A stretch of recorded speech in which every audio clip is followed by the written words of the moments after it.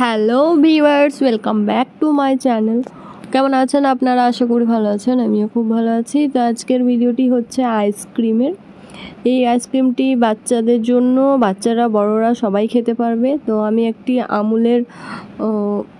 Amul gold 500 ml বোতল নিয়ে 500 ml milk নিয়ে নিয়েছি এবং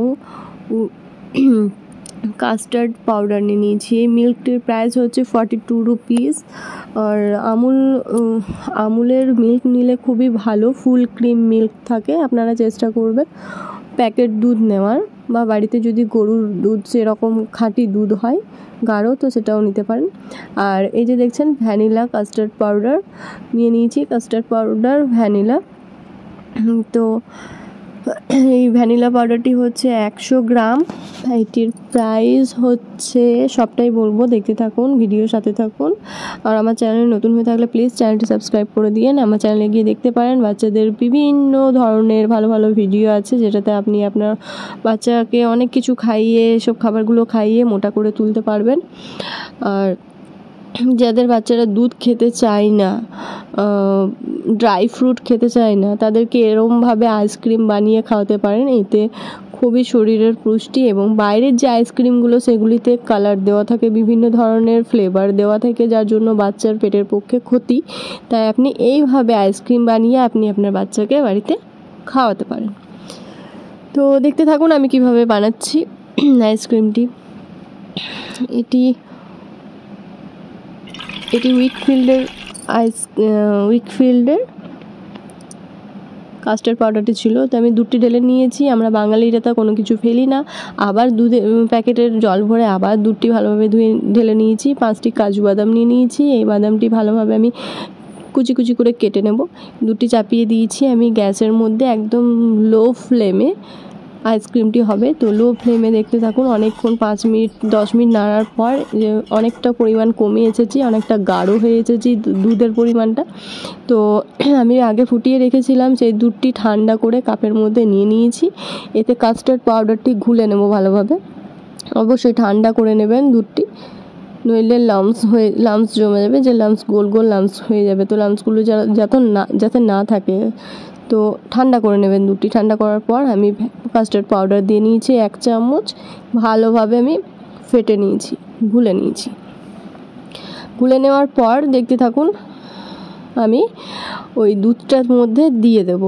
তো দুধটা কিন্তু অনেকক্ষণ জাল দেবেন, প্রায় 10-15 মিনিট মতো জাল দিয়ে একদম ঘন হয়ে আসবে, গাঢ় হয়ে আসবে।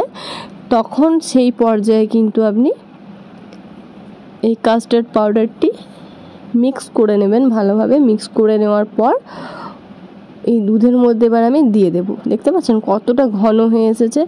এবার আমি ভালোভাবে গুলে নেব, মিক্স করে নেব কাস্টার্ডের মিক্সচারটা আর ওই দুধটা, দুটি মিশ্রণ ভালোভাবে আমি মিক্স করে নেব। মিক্স করে নেওয়ার পরও কিন্তু 4-5 মিনিট মতো লো ফ্লেমে বসানো থাকবে দুধটি। এর মধ্যে এবার আমি কাজু, যে 5টা কাজু দেখেছিলেন, আমি ভালোভাবে কুচি কুচি করে কেটে নিয়েছি ছোট সাইজে। তো সেই কাজু বাদামের কোচানো কাজু বাদামটি দিয়ে দেব, এবং পরিমাণ মতো টেস্ট অ্যাকর্ডিং চিনি দিয়ে দেবো। তো আপনার বাচ্চাকে খাওয়াবেন, তো আপনি যদি মিশ্রি ব্যবহার করেন, বাচ্চাকে আপনি যদি মিশ্রি খাওয়ান, তো সেই জায়গায় আপনি চিনির বদলে মিশ্রি দিতে পারেন, চিনিটা স্কিপ করতে পারেন। এবার আমি কাজু বাদামগুলি দিয়ে দিলাম। এই পর্যায়ে 3-4 মিনিট মতো লো ফ্লেমে কিন্তু বসানো থাকবে, আর অনবরত নেড়ে যেতে হবে।